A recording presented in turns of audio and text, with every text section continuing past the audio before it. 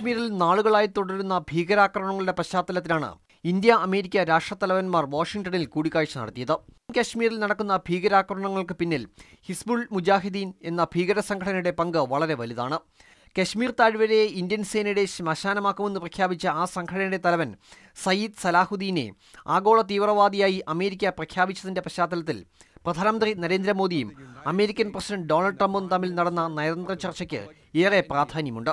പത്താൻകോട്ട് ഭീകരാക്രമണത്തിന്റെ ഉത്തരവാദിത്തം ഏറ്റെടുത്ത യുണൈറ്റഡ് ജിഹാദ് കൗൺസിൽ നേതാവ് കൂടിയായ സയ്യിദ് സലാഹുദ്ദീന്റെ ഹിസ്ബുൾ മുജാഹിദീനുമായി ചർച്ചയ്ക്ക് കേന്ദ്രം മുൻകൈയെടുക്കണമെന്ന് രാജ്യത്തിന്റെ വിവിധ കോണുകളിൽ നിന്നും ആവശ്യം ഉയർന്നിരുന്നു. എങ്കിലും കേന്ദ്ര സർക്കാർ ഈ ആവശ്യം ചെവിക്കൊണ്ടിരുന്നില്ല. കശ്മീരിലെ ഭീകരാക്രമണങ്ങൾ പാകിസ്ഥാൻ സ്പോൺസർ ചെയ്യുകയാണ് എന്നതാണ് കേന്ദ്രത്തിന്റെ ഉറച്ച നിലപാട്.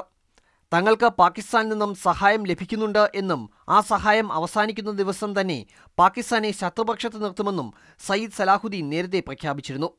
കശ്മീരിലെ യുവാക്കളെ പോലും സ്വാധീനിക്കാൻ കഴിവുള്ള യുണൈറ്റഡ് ജിഹാദ് കൗൺസിൽ നേതാവിനെ അമേരിക്ക ആഗോള ഭീകരനായി പ്രഖ്യാപിച്ചപ്പോൾ അമേരിക്കയ്ക്ക് മുന്നിൽ ഇന്ത്യയുടെ വാദം അംഗീകരിക്കപ്പെട്ടു.